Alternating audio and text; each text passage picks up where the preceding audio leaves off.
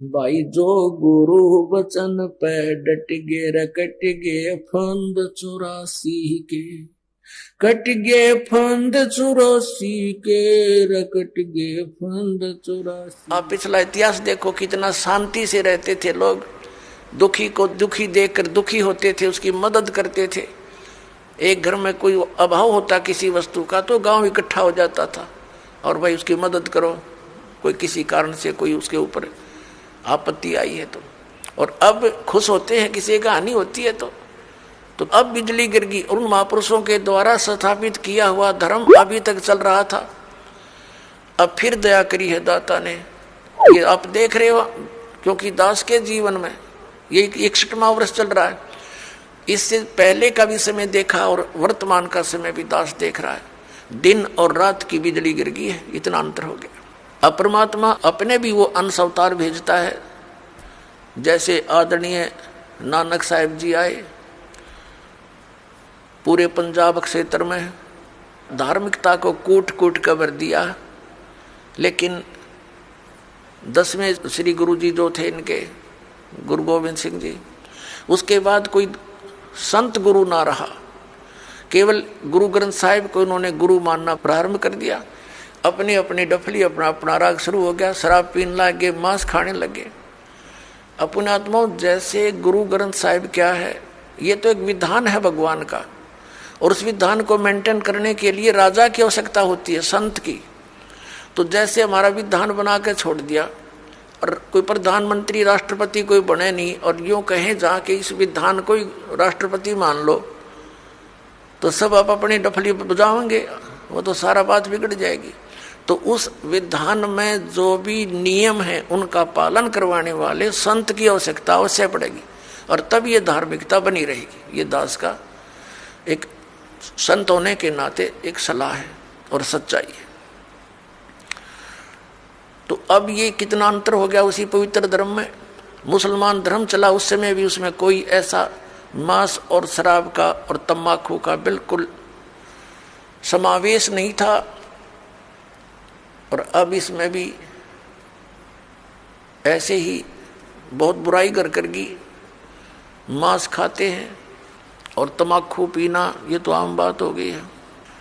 तो पुण्यात्माओं, अब ये अधर्म का नाश होगा, नास्तिकता का अंत होगा, और सब लोग धर्म की तरफ चलेंगे, क्योंकि अधर्म करके सब थक चुके हैं, शराब मांस तम्बाकू पी कर थक चुके हैं। लेकिन इनको कोई विकल्प नहीं दिखता, क्योंकि समाज के अंदर ये बुराई घनी घर करगी, और कदम कदम पर आगे साथी मिले हैं पीने और खाने वाले। परमात्मा को पता था, कबीर परमेश्वर जी को, कि सतयुग त्रेता द्वापर में ये प्राणी दुखी नहीं होंगे, इनके पुण्य इनके साथ रहेंगे, ये मेरे विचारों को कतई नहीं मानेंगे। और कलयुग में काल ने चाल चली थी कि इनको नास्तिक कर दूं, ये भक्ति चाहे ही नहीं, कोई आवे तो उनका संदेश वाहक परमात्मा का, तो ये सुना ही नहीं। जैसे पूरा चीन नास्तिक हो गया, पूरा रूस नास्तिक हो गया। काल का ये दाव था कि भारतवर्ष को भी नास्तिक कर दूं। इसके लिए इसने कौन से कदम उठाए? पहले तो बुद्ध धर्म की शुरुआत की। बुद्ध धर्म के ऊपर परमात्मा ने दया करी, आदि शंकराचार्य को भेजकर उस बुद्ध धर्म को बंद किया और अपना धर्म चला दिया। काल भगवान ने उसको भी ग्रिप कर लिया। उसने श्री कृष्ण, श्री राम, श्री शंकर जी को सुप्रीम पावर बताकर हमारे ऊपर ये पूरी साधनाएं थोप दी, और फिर साथ में मन ये तीर्थों और ये धामों की पूजाओं पर लगा दिए, बंदरों की पूजाओं पर। अब परमात्मा बड़े दयालु हैं, ये भी उनका एहसान है श्री आदि शंकराचार्य जी का, कि उसने हमें नास्तिक होने से बचा दिया। यदि बौद्ध धर्म भारतवर्ष में फैल जाता तो चीन जैसी दशा आज हमारी होती, हम राम नाम बोल भी नहीं सकते थे।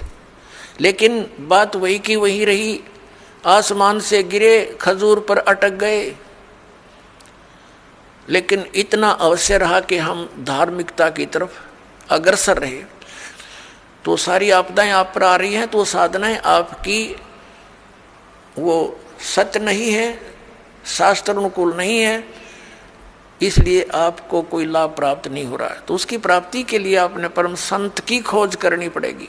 सबको ये ज्ञान स्वीकार करना पड़ेगा, नहीं तो इस मनुष्य जीवन को नाश करके वो बहुत कष्ट उठाएंगे जो इस ज्ञान को स्वीकार नहीं करेंगे। दास कोई उनकी बुराई में नहीं बोल रहा।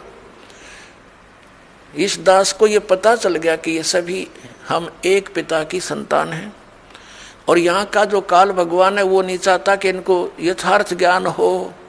सदग्रंथ हमारे पास है और गुरु हमने बना रखे। हमारे हिंदू धर्म के गुरु हमें नहीं बता पाए सदग्रंथों में क्या प्रमाण है, इसके विरुद्ध लोक वेद सुनाकर हमारा बट्ठा बैठा दिया इन्होंने। तो दास का उद्देश्य सभी पुण्यकर्मी प्राणियों से है, यही है कि आप जी सच्चाई को ग्रहण करें, पूरा अच्छी तरह जांच करें जो दास शब्द बोलता है, और फिर इस तत्व ज्ञान को ग्रहण करें। तो पुण्यात्माओं, ये सौभाग्य आपका कि परमात्मा ने आपको शिक्षित किया, इस दास को अध्यात्म ज्ञान युक्त किया। अब देखना पूरे विश्व में ये ज्ञान जाएगा और सब मानव का कल्याण हो जाएगा। बोलो सतगुरुदेव।